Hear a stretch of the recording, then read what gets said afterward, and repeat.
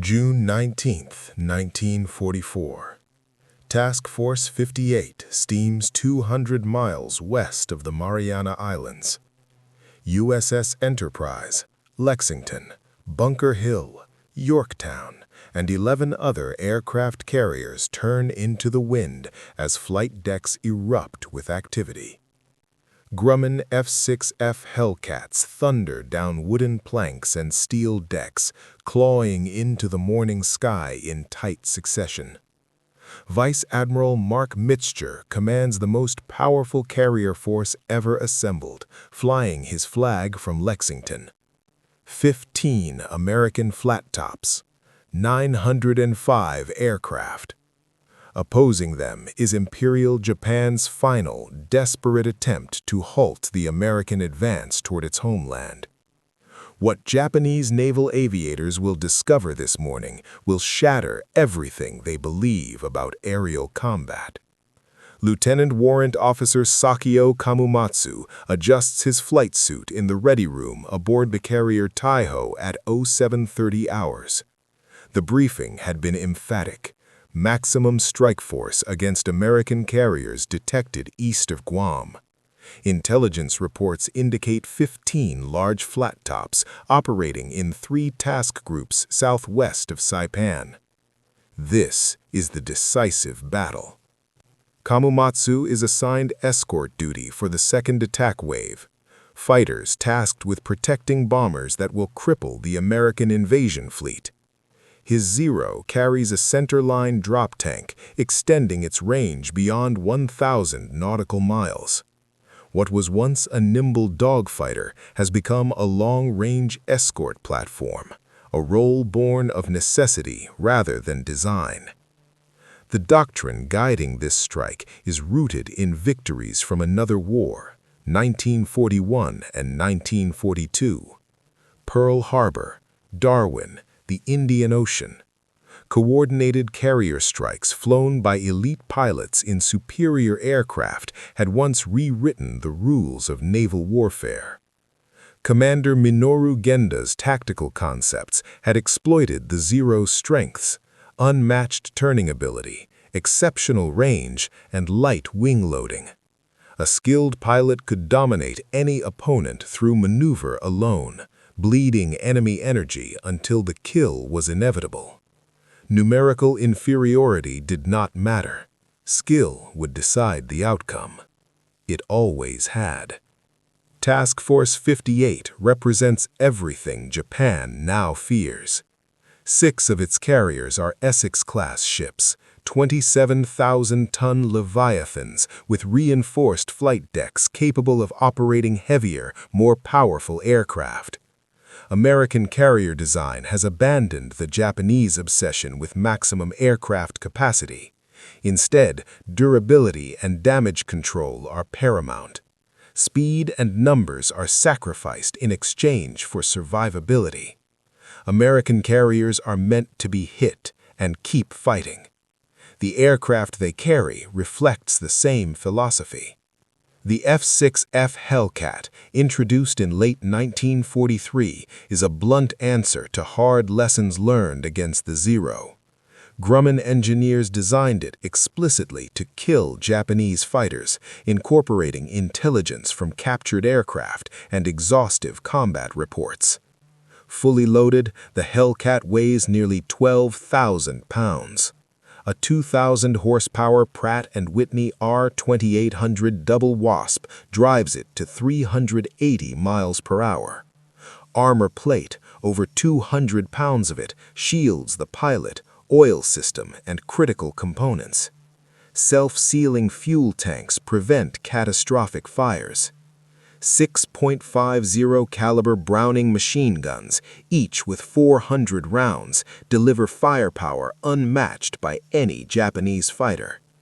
The Hellcat is not elegant, it is lethal. The Japanese strike launches from Taiho, Shokaku, and Zuikaku, 128 aircraft climbing westward to 24,000 feet. The formation sees no American fighters during its approach. Surprise seems complete. What the pilots do not know is that they have already been detected. Radar operators aboard USS Yorktown pick up the raid at 150 miles, 20 minutes of warning, an eternity in air combat. Fighter director officers begin vectoring combat air patrols with calm precision, plotting intercepts that place American fighters above, ahead, and directly into the enemy's path. This is not scrambling. This is orchestration. Each carrier's Combat Information Center fuses radar, radio, and plotting tables into a single operational picture.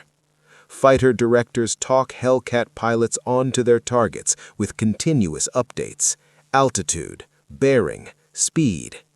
Japanese doctrine has no answer for this. Many pilots in the incoming Japanese formation are barely trained.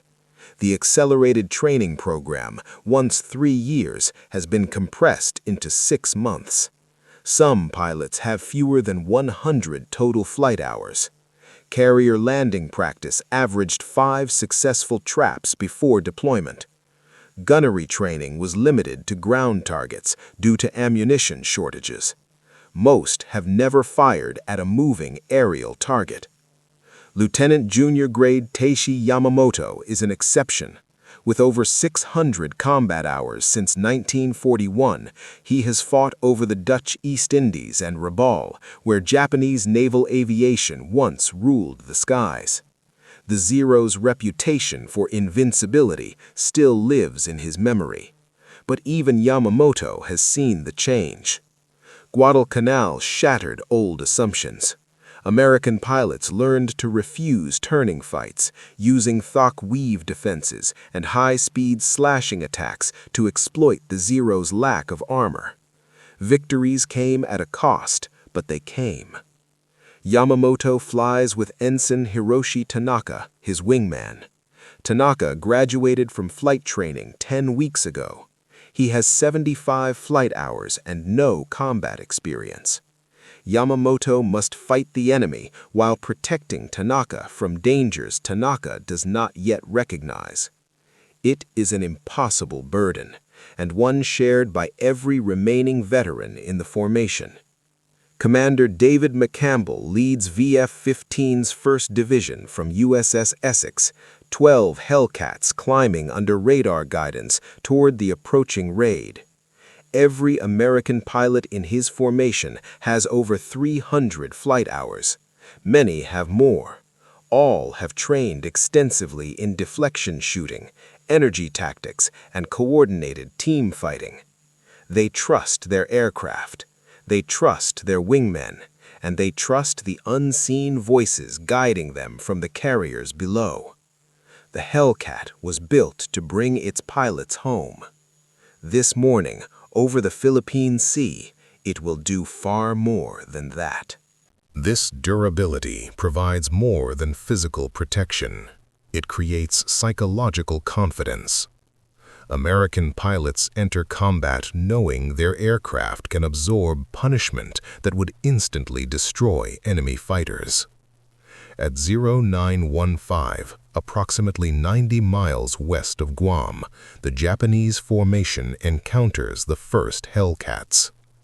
The Americans attack from above and behind. Hellcats plunge out of the sun in high-speed diving passes, converting altitude into crushing kinetic energy. Ensign Hiroshi Tanaka brakes hard to the left, attempting to force an overshoot, standard Zero doctrine. The Hellcat stays with him. This should not be possible. The American fighter's superior power allows it to sustain turns at speeds where the Zero's controls grow heavy and unresponsive. Tanaka pulls harder. The Hellcat tightens its arc. Tracers flash past his canopy. Multiple 50 caliber rounds strike the Zero.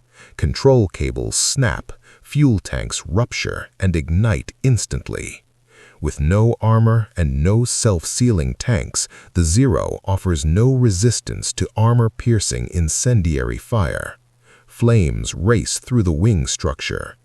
Seconds later, Tanaka's aircraft explodes as fire reaches the wing tanks. The Zero disintegrates in mid-air. The destruction is immediate, violent, and unmistakable, and it contradicts everything Japanese pilots believe about their aircraft.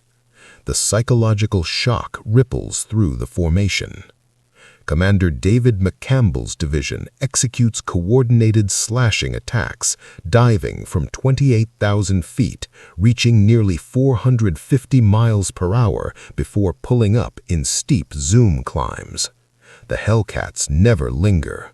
Each pass is precise, brutal, and final.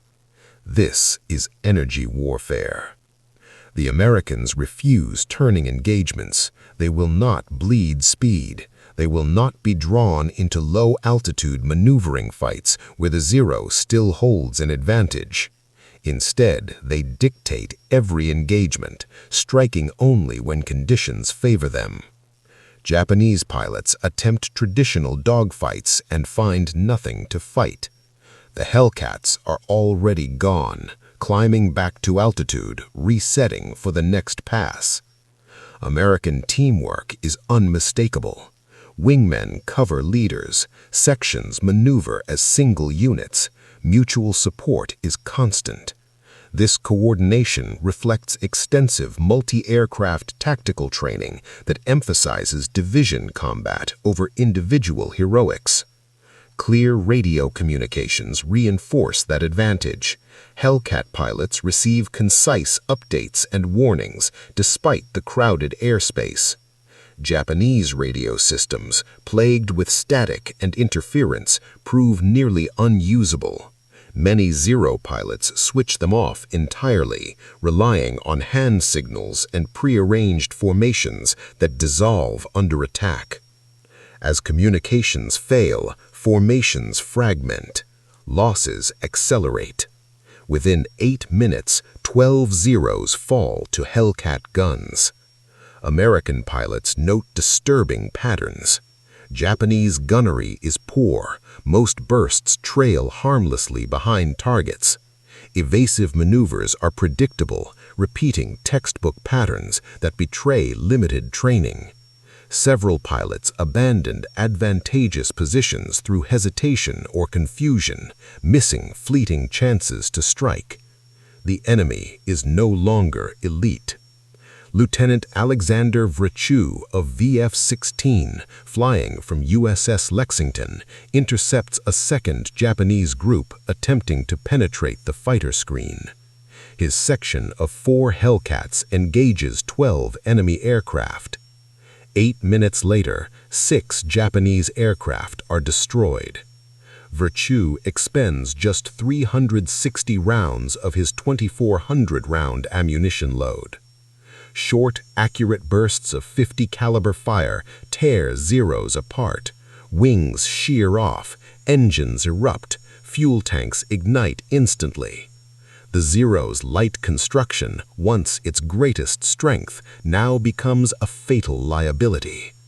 As the morning progresses, the technological disparity grows impossible to ignore. Hellcats absorb multiple hits from Japanese 7.7mm machine guns with little effect. In contrast, American fire destroys Zeros in 2 or 3 seconds of accurate shooting. The Zero's 20mm cannons remain theoretically dangerous, but low muzzle velocity and limited ammunition severely restrict their effectiveness.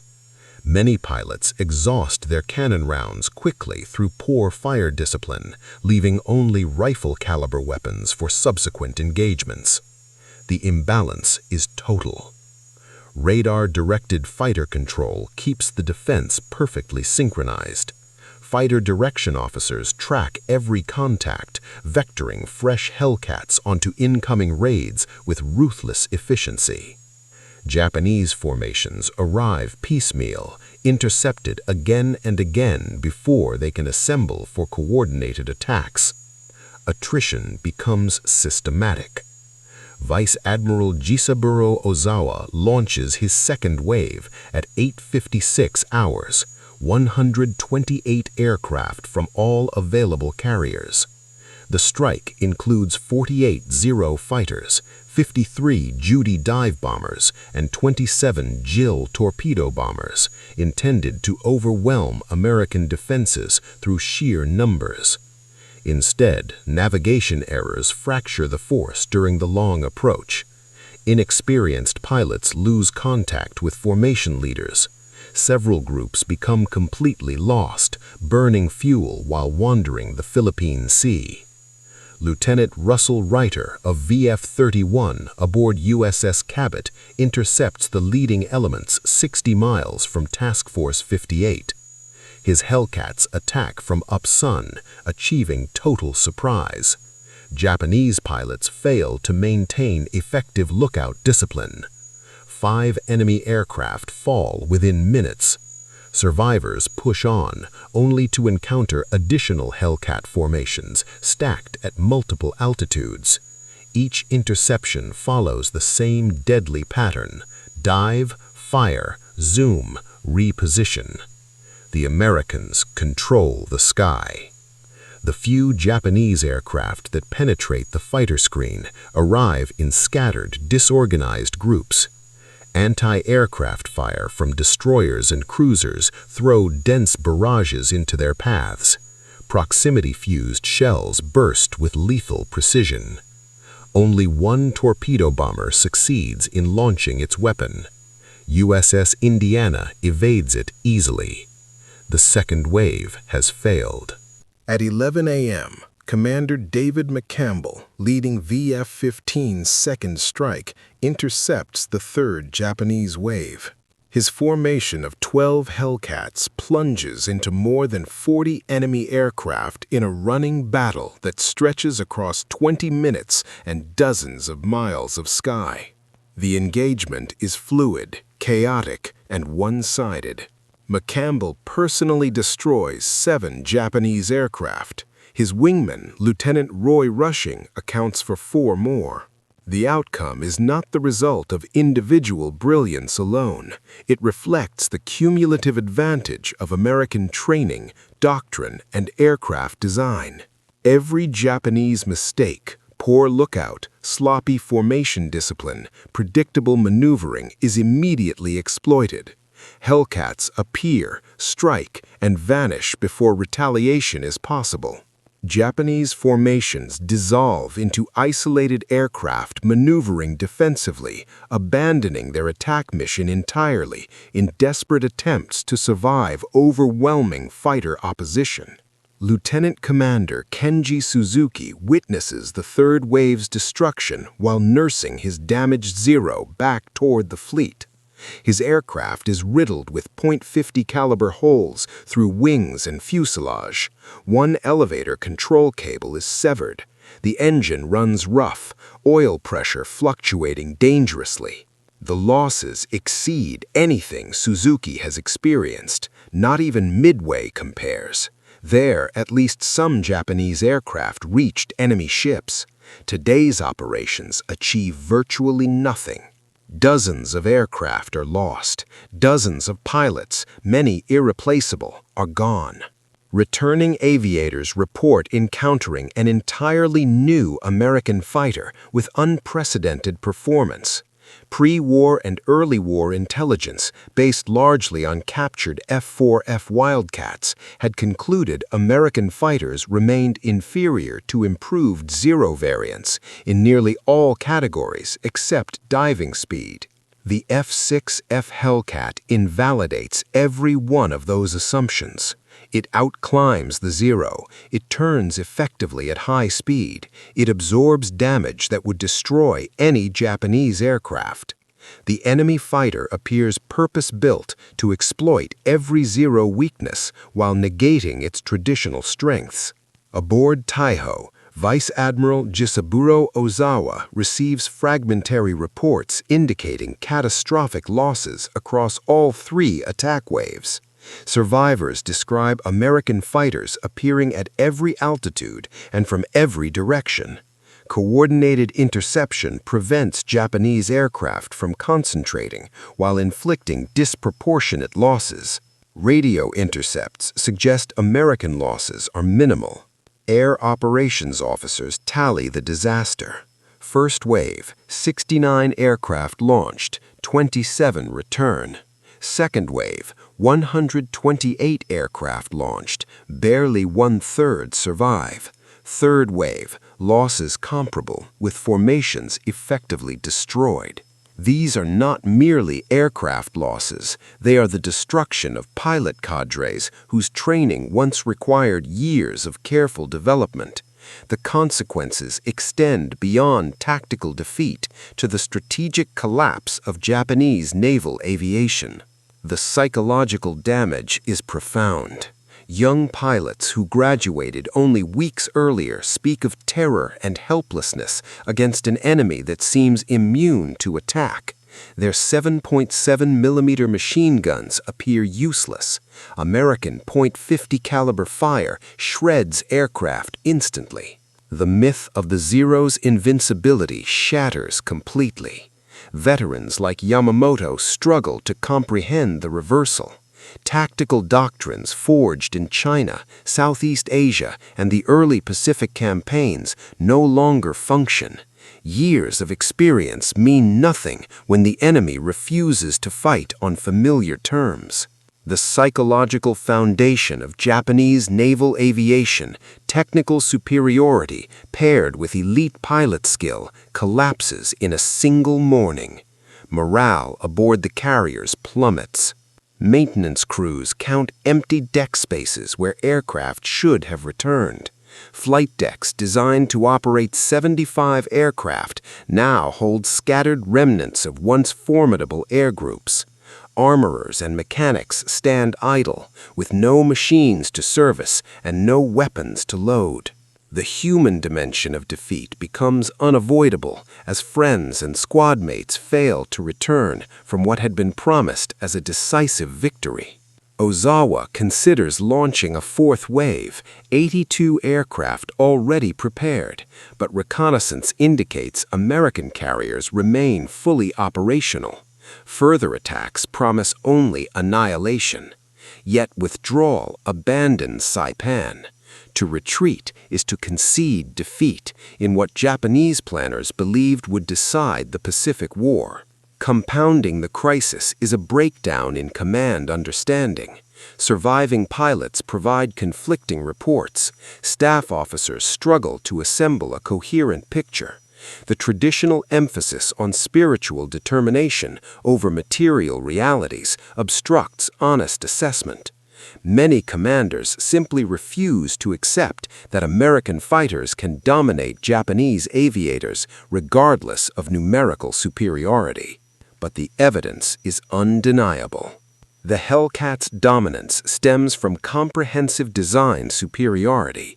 Its Pratt & Whitney R2800 Double Wasp produces 2,000 horsepower, nearly double the Zero's 1,130 horsepower Sake 21. This advantage translates into superior climb, acceleration, and high-altitude performance. The Hellcat climbs at 3,500 feet per minute compared to the Zero's 2,600, ensuring persistent energy dominance. Armament is decisive. 6.50 caliber Browning machine guns, each firing 850 rounds per minute at 2,900 feet per second, deliver over 100 rounds per second of armor-piercing incendiary fire. With 400 rounds per gun, Hellcat pilots enjoy 30 seconds of sustained fire, enough for multiple engagements without conservation. The Zero's armament, 2 Type 99 20mm cannons and 2 7.7mm machine guns, offers theoretical firepower. In practice, low muzzle velocity, severe ballistic drop, and limited ammunition render it ineffective in high-speed combat. Pilots exhaust cannon rounds quickly, leaving only rifle-caliber weapons against armored American fighters. The result is not a contest, it is an execution. The Zero's 7.7mm machine guns lack the stopping power required to defeat armored American fighters. Even with 700 rounds per gun, inadequate penetration renders them largely ineffective against protected cockpits, engines, and self-sealing fuel systems.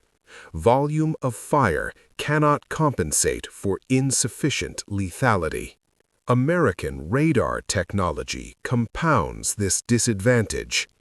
SK Air Search Radar detects incoming aircraft at ranges exceeding 100 miles, while SM Height Finding Radar determines altitude with accuracy measured in hundreds of feet. This information feeds into each carrier's Combat Information Center, where trained officers track all contacts on vertical plotting boards.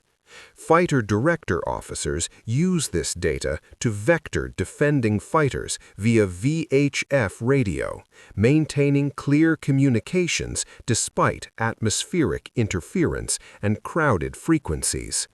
The result is a transformation of aerial defense, from individual pilot initiative to coordinated, system-driven operations that maximize efficiency and concentration of force. Japanese carriers possess no comparable capability. Some vessels are equipped with Type 21 air search radar, but its effective range rarely exceeds 60 miles, reliability is poor, and false contacts are common. There is no height-finding capability and no integrated fighter direction system. Japanese combat air patrols operate independently, following pre-war doctrine that emphasizes visual detection and individual initiative. Without centralized control, fighters cannot be efficiently allocated against multiple incoming raids, nor can formations adapt dynamically during combat. The disparity in pilot training magnifies these technological advantages. By late 1944, a newly graduated Japanese Navy pilot may have as little as 40 flight hours. His American counterpart typically arrives in combat with 500 to 600 hours. American aviators receive extensive gunnery training using camera guns to measure accuracy during simulated air combat. Equal emphasis is placed on formation tactics, energy management, and mutual support. Operational training units provide realistic preparation, staffed by experienced instructors rotating from front-line squadrons. Doctrine evolves continuously, informed by combat analysis. Japanese replacement pilots average under 100 hours total flight time.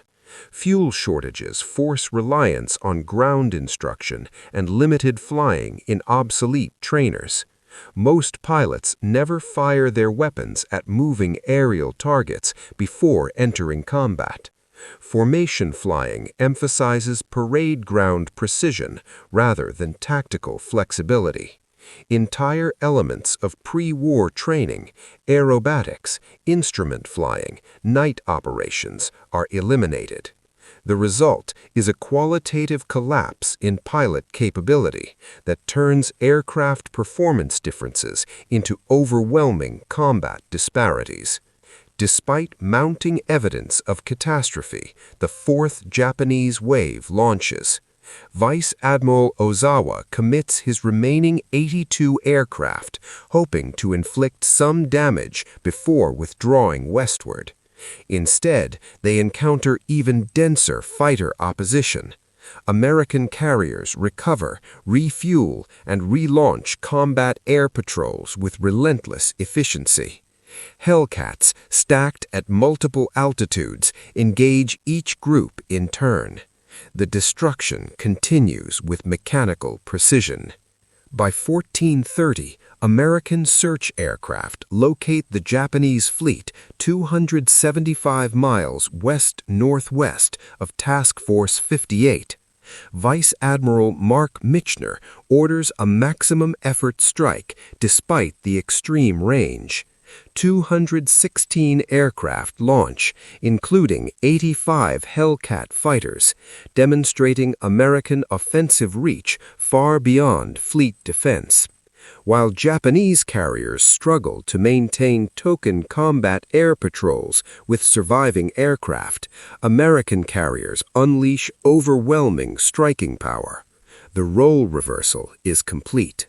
The American strike finds Japanese carriers virtually defenseless. From more than 430 embarked aircraft that morning, only 35 fighters remain operational. Hellcats sweep aside the few defenders. Dive bombers and torpedo planes attack without meaningful interference. The carrier Hio sinks after multiple torpedo hits. Zuikaku and Chiyoda suffer severe bomb damage. Japanese anti-aircraft fire proves ineffective against coordinated, determined attacks pressed home by experienced crews. The return flight takes place after sunset, creating severe navigation challenges. Michener makes an unprecedented decision, ordering carriers illuminated with searchlights and deck lights to guide returning aircraft. It is a calculated risk. Carrier security is sacrificed to recover air crews. Despite losing approximately 80 aircraft to fuel exhaustion and night landing accidents, 85% of pilots are recovered, many rescued from the sea by destroyers. At dawn, American carriers prepare to resume operations. Ozawa withdraws. The Japanese fleet retreats with only 35 operational aircraft remaining. It has accomplished nothing except confirming American air supremacy. Loss ratios exceed 10-1 in favor of U.S. forces. Japanese naval aviation ceases to exist as an effective offensive force. The implications extend far beyond the immediate battle. Japan lacks the resources, fuel, and training infrastructure to rebuild carrier air groups before American forces reach the home islands. The Battle of the Philippine Sea proves that technological superiority combined with systematic training can completely negate enemy doctrine, regardless of determination or past experience. Japanese naval aviation once relied on superior aircraft and elite pilots. The Zero dominated early opponents through maneuverability and range, while pilots accumulated combat experience across China, Southeast Asia, and the Pacific. That combination produced psychological supremacy. The Hellcat reverses this dynamic. Purpose-built to counter Japanese strengths, it accepts weight penalties for armor and survivability. Its powerful engine provides performance margins that allow pilots to dictate engagement terms. Its firepower overwhelms aircraft designed for minimal weight rather than combat resilience. Above all, the American training system reflects industrial-age warfare's triumph over the craftsman tradition. Japan could not replace elite pilots. America could. Each American aviator is a standardized product of a vast system, interchangeable, well-trained, and supported by technology and doctrine. Japanese aviation, dependent on irreplaceable individuals, collapses once those individuals are lost. The battle is decided not by courage or skill alone, but by systems. The radar-directed fighter control system represents technological force multiplication beyond the capabilities of any individual aircraft.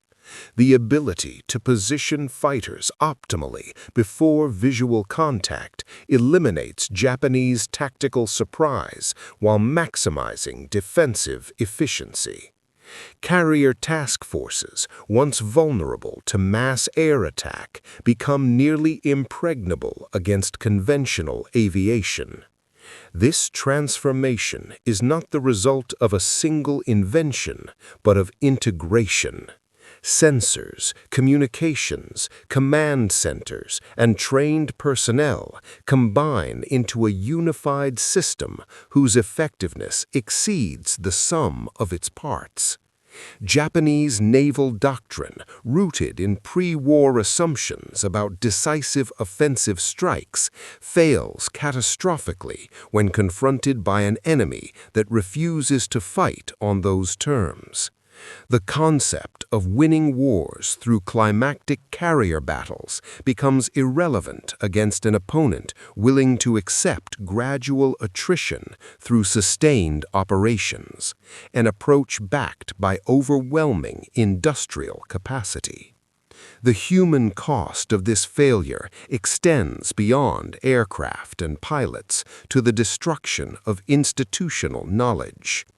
Japan's pre-war naval aviators were an elite cadre, produced through rigorous selection and years of training.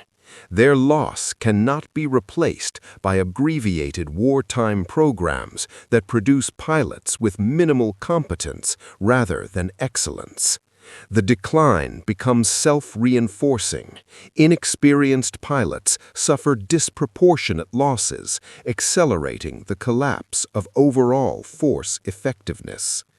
Task Force 58 remains off Saipan, unshaken. On the morning of June 20th, American aircraft resumed searches for the retreating Japanese fleet while maintaining defensive patrols against land-based attacks. Pilots who survived the previous day described the experience bluntly, just like an old-time turkey shoot. The nickname endures because it captures the mechanical efficiency and overwhelming imbalance of the battle. The final tally reveals the scale of the disaster.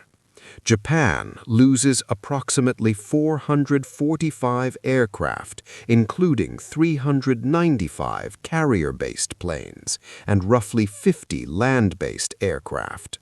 American losses total 123 aircraft, of which 80 are due to operational accidents, primarily fuel exhaustion and night recovery mishaps. Only 43 American aircraft are lost to enemy fighters and anti-aircraft fire. The exchange ratio exceeds 10-1, surpassing even Midway. More significant than aircraft losses is the death of over 400 Japanese pilots, including instructors recalled from training units, the last reservoir of experienced naval aviators. Vice Admiral Jisaburo Ozawa's report to Combined Fleet Headquarters acknowledges the effective destruction of Japanese carrier aviation as an offensive force. Ships remain, aircraft remain, pilots do not. The strategic implications are immediate and irreversible. American forces continue advancing toward Japan without meaningful opposition from Imperial Navy aviation. The Battle of the Philippine Sea marks the end of Japan's ability to contest control of the air over the Pacific. Its influence extends far beyond the war. The integration of radar, communications, and fighter direction becomes the foundation of post-war naval aviation worldwide. Emphasis shifts decisively toward pilot survivability, systematic training, and operational analysis, replacing pre-war acceptance of attrition as inevitable. The F6F Hellcat exemplifies this revolution. Designed to survive damage that destroyed earlier fighters, powered by overwhelming engine performance and armed with devastating firepower, it validates a design philosophy that prioritizes pilot survival over elegance. The Hellcat achieves 5,223 confirmed aerial victories for 270 losses, a 19-to-1 kill ratio, accounting for roughly 75% of all U.S. Navy aerial victories despite entering service halfway through the war. Veterans consistently praise its forgiving handling and resilience. American industrial superiority ultimately proves decisive. In 1944, the United States produces approximately 96,000 aircraft. Japan produces 28,000, despite full national mobilization. Every American loss can be replaced, often multiple times. Japanese losses represent permanent degradation of combat capability. Naval aviation transitions from a craft dependent on irreplaceable elites to an industrial system built on reproducible excellence. Japan never recovers from the Mariana disaster. Deprived of trained pilots and modern aircraft, its remaining aviation arm turns increasingly to kamikaze tactics, sacrificing lives and machines for negligible strategic effect. The Zero fighter, once the symbol of Japanese aerial supremacy, becomes synonymous with obsolescence. The Battle of the Philippine Sea represents the culmination of American naval aviation's transformation since Pearl Harbor. The carrier task forces Japan hoped to eliminate in 1941 returned, multiplied tenfold, equipped with superior aircraft, better trained pilots, and doctrine forged through relentless operational analysis. The shift from desperate defense to offensive dominance reflects systematic application of industrial resources, technological innovation, and institutional learning. The Hellcat embodies this evolution. Vice Admiral Mark Mitcher's after-action report emphasizes the totality of victory while cautioning against complacency. He notes that future enemies may pursue asymmetric responses to offset conventional inferiority, a precise observation anticipating the kamikaze campaign that soon follows. Beyond statistics, the battle leaves enduring human impressions. American pilots describe the surreal experience of destroying multiple enemy aircraft with minimal effort, often accompanied by sympathy for opponents flying obsolete machines with inadequate training. Japanese survivors recall the horror of watching squadron mates destroyed without opportunity for effective resistance. The Battle of the Philippine Sea is not merely a victory. It is the moment when Japanese naval aviation ceases to exist as a modern fighting force, and when industrial warfare decisively eclipses individual skill as the determining factor in aerial combat. These personal stories show the deepest tragedy of war. When one side's technology is far superior, human courage still leads only to suffering and death. The Marianas turkey shoot enters aviation history as clear proof of American air dominance, achieved through better training, better machines, and better tactics working together. The battle shows that modern war favors industry, science, and organization over tradition, spirit, or personal bravery. Japan's effort to win a decisive victory through carrier aviation ends in disaster, destroying its naval air arm as an effective fighting force. By June 1944, the Navy that ruled the Pacific in 1942 can no longer carry out serious offensive operations. The consequences go far beyond the loss of aircraft and ships. Japanese leaders are forced to face the reality that their country cannot match American production, no matter how bold their tactics or how brave their pilots.